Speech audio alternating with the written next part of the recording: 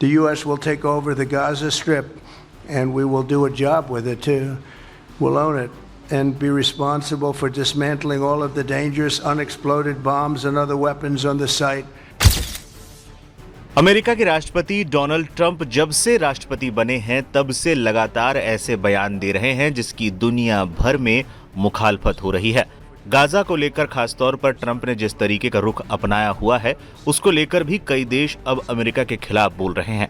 इस बीच अमेरिकी राष्ट्रपति डोनाल्ड ट्रंप के गाजा प्लान को लेकर अब उत्तर कोरिया ने भी कड़ी प्रतिक्रिया दी है।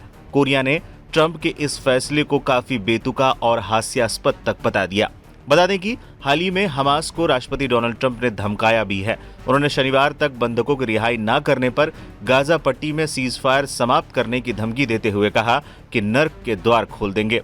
उत्तर कोरियाई सरकार के हवाले से कोरियन सेंट्रल न्यूज एजेंसी ने ट्रंप का नाम लिए बगैर कहा कि अमेरिका अपने गाजा प्लान की आड़ में उगाही कर रहा है। फिलिस्तीनियों के सुरक्षित लौटने की थोड़ी बहुत उम्मीद को इस प्लान ने कुचल दिया है। अमेरिका के इस फैसले से पूरा विश्व आज उबल रहा है। कोरियन सेंट्रल न्यूज एजेंसी ने उत्तर कोरियाई सरकार के हवाले से आगे कहा, अमेरिका दिन में सपने देख रहा है, उसे नींद से जागना चाहिए और अन्य देशों और राष्ट्रों की गरिमा और संप्रभुता पर अतिक्रमण करने के कृत्य को तुरंत बंद करना चाहिए। बता दें, कोरियन सेंट्रल न्यूज एजेंसी के इस रिपोर्ट में अमेरिका के लिए क्रूर डाकू जैसे शब्द का भी इस्तेमाल किया गया।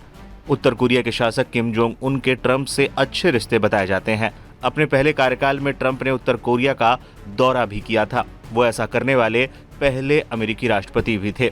लेकिन अब जिस तरीके का ये बयान सामने आया है उससे आसार तो अमेरिका के लिए अच्छे नहीं लग रहे हैं। कई रिपोर्ट्स तो ये भी दावा कर रही हैं कि इस पर ट्रंप का भी पलटवार आ सकता है।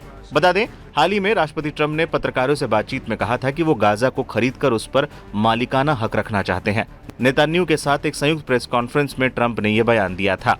इस बीच शनिवार को भी ट्रंप ने खुले तौर पर हमास को धमकी दे दी। ये बयान हमास के इजराइल पर लगाए गए आरोपों के बाद आया। अब तक सीजफायर के तहत हमास लगातार इजराइल के बंधकों को रिहा कर रहा है, लेकिन अब हमास ने इजराइल पर इस युद्ध विराम समझौते का उल्लंघन करने का आरोप लगाया और हमास ने अगली सूचना तक इजरायली बंधकों की रिहाई पर रोक लगा दी।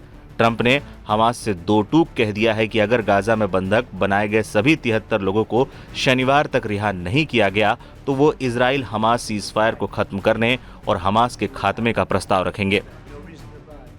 Well, I would say this, and I'm going to let that be because that's Israel's decision, but as far as I'm concerned, if all of the hostages aren't returned by Saturday at 12 o'clock, I think it's an appropriate time.